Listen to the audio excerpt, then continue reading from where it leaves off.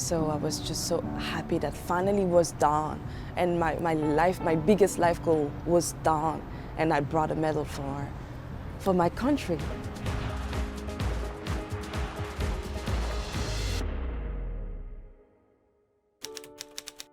Everything started in 2015.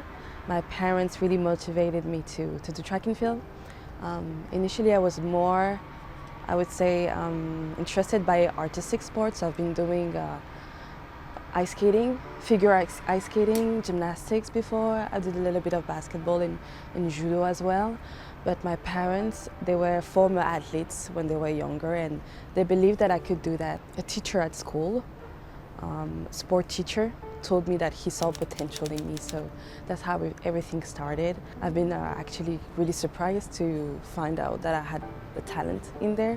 The first years have been really successful for me, especially since I started really late, because normally people start athletics being little kids, and I started at 15 years old, so I was really lucky. I think I started hurdles pretty much quickly as well.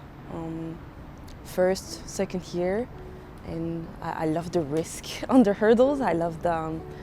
I also found the art, I would say, component in it, like maybe a form of dance, the rhythm between the hurdles. It triggered something inside of me, but I've always been attracted by art and dance, so I found a part of myself in hurdles. The previous year have been so difficult for me. I was still discovering myself, and I think it was hard for me to go from the youth championship to actually compete with the seniors, and it took me some time to really confirm my level, I would say, with the seniors. So this year, I really learned to be more mature in my way of working, to be more disciplined. I think at that time my coach was, we were just starting to work together. So yeah, that year was just so beautiful because I felt like I was rebirthed. And after having so many difficult years before that, it meant so much that you can see on the on the videos of me winning the World Indoor Championship that I'm crying, but it's the result of all those years of losing and things being hard. So it was a big reward for me. 2023 didn't go well for me because after such a breakthrough, you have to manage all the attention, all the new status, and it wasn't easy for me. Many things changed around me, the way people were talking to me, the way people were viewing me, and I think I didn't adapt to it really well. I had to learn that good things take time, and it's okay. So I don't really see it as a bad thing. I just needed to manage that and take my time. And I wanted to make sure that I gave everything, that I tried everything. And I knew that the level of the competition would be high.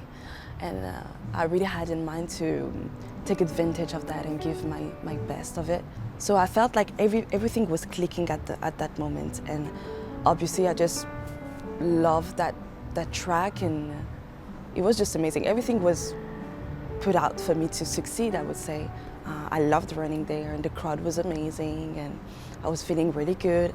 And it was just a bliss for me because I never run that fast. So it was just experiencing new sensations, and it was so exciting.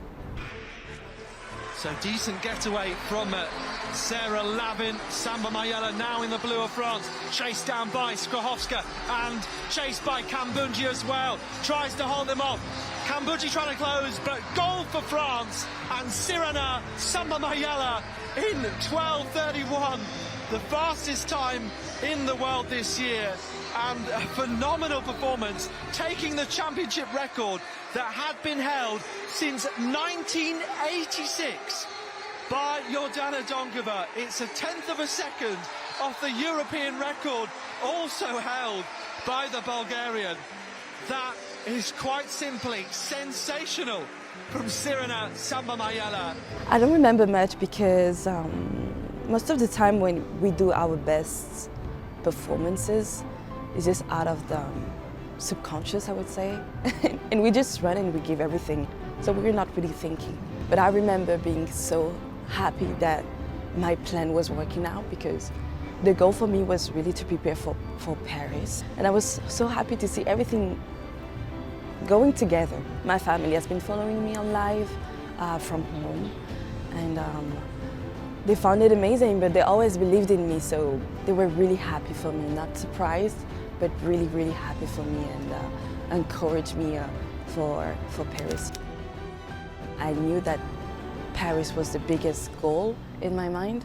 After being so happy of things going well, I wanted to keep working on that. It was exciting for me. So it was, I would say it was my reward to get back to training directly after. My competition was not perfect, because from the beginning to the end I was still discovering myself since I was coming back from the illness, the COVID. So it was not easy. And I ended up being so grateful, because everything could have been so wrong with the illness and the form, and it went well. Every heat I was passing those run from this, like it was really risky and nothing was easy, but at the end I'm really conscious that it could have gone so bad. So I was just so happy that finally was done, and my biggest life goal was done, and I brought a medal for my country. So it was just amazing. I've never seen a crowd like this. It was amazing. And I've been talking about it with a few athletes during the Olympics, trying to know, so how do you feel about the crowd? How do you feel about the public? They said they never saw it. People were entering, especially French people, were entering the track, and you'd scream, and people were like it was like a big party.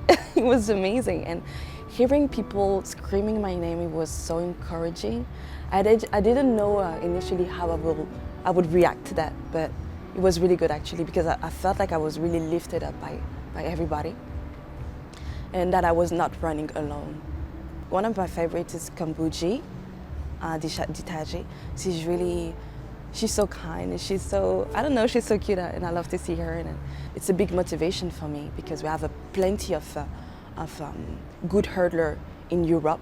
So most of the time we are battling with each other, competing with each other the most, and it's always a great source of motivation for me.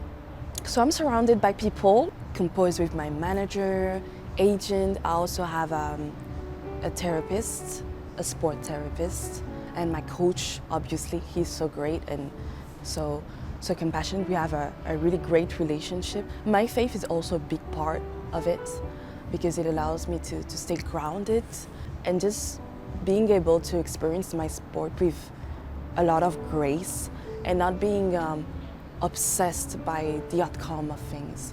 And I want to approach competition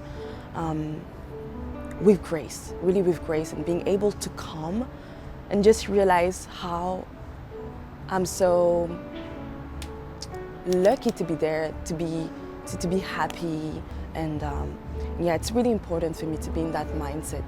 Personally, I need to come and be free. I need to come and be free to release my best potential. So we've been working all those years in that direction, especially working towards those Paris Olympics, because as a big goal that it was for me, I needed to be prepared for that day, and everything in between was just a step, a stone to build these Olympics. I think I'm still living day by day, and it's a part of just living in grace, and just taking advantage of my youth and the freshness of the youth, and just seeing where it's leading me. But on this side of sport, I'm studying architecture, interior design. So I think I'm going to turn towards it, a new adventure. And yeah, that's what I'm preparing on the side.